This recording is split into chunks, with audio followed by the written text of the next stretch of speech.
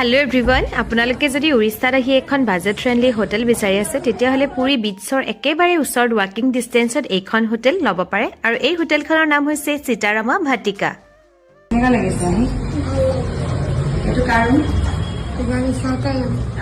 এইটো দামী আছে যে ন ৰুম কেইটা ভাল লাগিছে নে থাকি ভাল লাগিছে হোটেলখন খুবই কমফৰ্টেবল এইকাৰণে কৈছো যিহেতু আমি ইয়াত খাদ্য বনাই খাইছিলো আৰু ইয়াৰ বাবে গেছ ষ্টোভ আৰু বিভিন্ন লাগতিয়াল বস্তুসমূহ তেওঁলোকে আমাক ৰেন্টত ওচৰৰ পৰা আনি দিছিলে আৰু সেইকাৰণে আমাৰ ইয়াত থাকি বেছি ভাল লাগিল আৰু এয়া মই দেখাবলৈ চেষ্টা কৰিছো গ্ৰাউণ্ড ফ্লোৰ এটা ৰুম আৰু প্ৰত্যেকটো ৰুমতেই এনেকৈ এটাচ বাথৰুম আছে।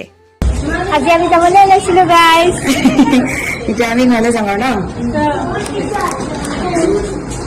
ন ৰেডি